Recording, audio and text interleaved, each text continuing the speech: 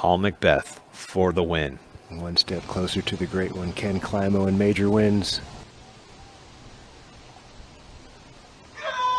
Your 2021 champion, Paul Mcbeth. The age-old sports question: who's the greatest of all time? With thousands of personal opinions and decades of disc golf played, it comes down to two guys in two different eras. And today, it's time to end the GOAT debate. First, let's take a look at some of the obvious numbers. Over the course of their careers, Climo has racked up more wins, a better winning percentage, more world championships, and more total majors. So for most people, there you go. The video's over. Climo has to be better. But let's take a look at some more in-depth stats. This is a chart showing King Climo's player rating tracked from 1999 to the end of his career. This doesn't date back to the early 90s because the rating system wasn't developed until 1998. So there is a possibility that he could have had a slightly higher rating back then, but he still went on to win 3 world championships and 5 USDGCs after this system was put into place. So he was definitely still in his prime. And at his peak, he achieved a player rating of 1044 in 2003. And here's Paul Mcbeth's chart. Paul cracked the 1044 ratings back in 2013, and he hasn't fallen beneath that since. He hit an all-time high and a PDGA record of 1062 in 2020. That's almost 20 points higher than Climo's best year. And the most important thing to look at here is the consistency of Paul. He showed up year after year putting up crazy numbers. So if Mcbeth is putting up higher ratings every year than Climo's best, why doesn't Paul have a better resume than him? Well, it's because of the people Paul is playing against. The sport is 10x over the last 10 years, and with that comes a lot of competition. If you aren't shooting 1,000 rated rounds every tournament you play in, you'll be lucky to get in the top 30 for MPO in today's game. There just simply wasn't as many high-level people competing 25 years ago. Back in 1998, Climo won the World Championship, and in that tournament there were only 34 people that shot over 1,000 rated in the first round. And at Worlds in 2022, there were 115 total players that shot over 1,000 rated, and 43 of those players shot over a 1035. This is more than a 300% increase in high-level players, and Mcbeth has still remained at the top the entire time. Back in the 90s, there wasn't enough money in disc golf to do it full-time. Every pro player was holding down normal jobs and playing tournaments on the weekends. Ken Climo was a construction worker throughout all of his years as a touring pro. The competition wasn't even half as hard as it is now, and time isn't the only advantage pros have today. Some will say that Climo didn't have the disc technology we have in today's game, and that's what was holding him back from those higher rated rounds. This is an old 10-time KC bird. It has kind of a CE type plastic. It's well worn, and I have my old school Pro Firebird. It's a Champion Edition type plastic, but it was printed Pro back then, and it's every bit as stable as anything out these days. Then I have an old Champion Edition T-Bird. This is my money disc. I love this disc for control. I can make this disc work off of a hyzer, flip up to hyzer, hyzer flip up to flat, hyzer flip to turn.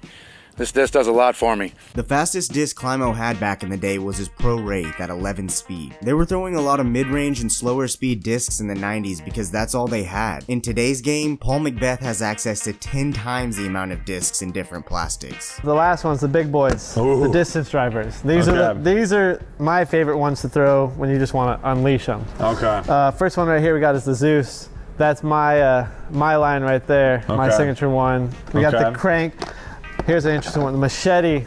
Then we got something like a Thrasher, which is it's just more of a beginner distance driver. And then you'll go more towards like the Nuke or the Crank or the Force. Oh, this disc is dirty too. Yeah, that was from last year, except the 4 claws. I recently won my 5th world title in 2019. So you have 5 claws now. Now we got 5 claws. Jeez. It seems like every day a company is releasing a new groundbreaking mold. I mean, we have discs now that are all the way up to 15 speed. You could say if we put those discs in Climo's hands back then, he most certainly would have put up better numbers. And that may be true, but as the disc technology increased, so did the course sizes. So does it really matter? We may have better discs today, but they are stretching out the courses to match the performance of the new distance drivers. The length of the holes played back in the 90s was fit for the discs that were offered, and that's why they were nothing like some of the crazy holes we see on tour today. I know Climo never played on anything like this when he was touring.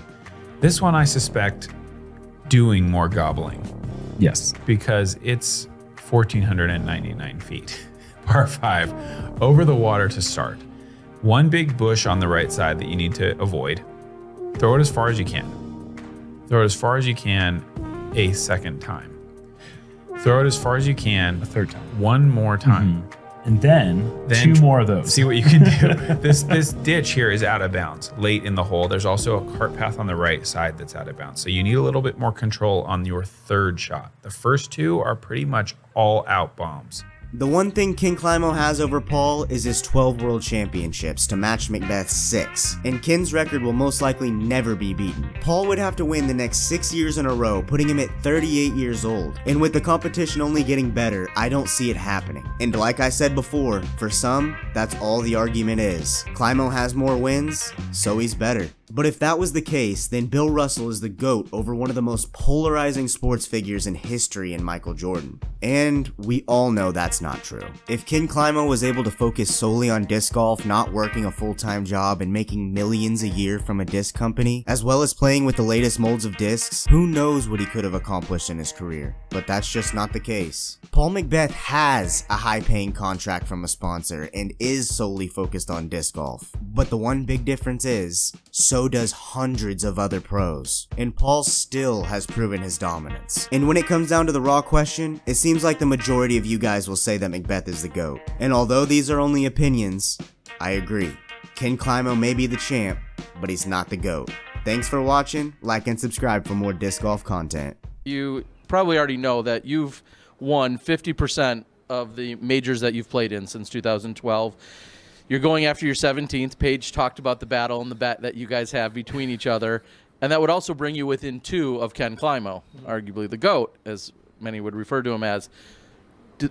What do those numbers mean to you? I mean, it'd be super cool.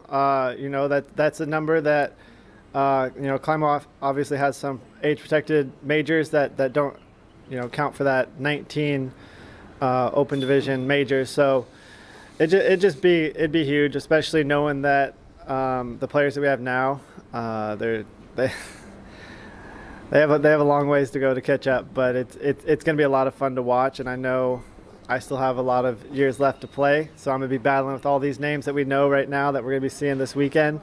So to be able to get to 20 would be incredible, and it's, you know, it'd be #1 on a list. So in disc golf.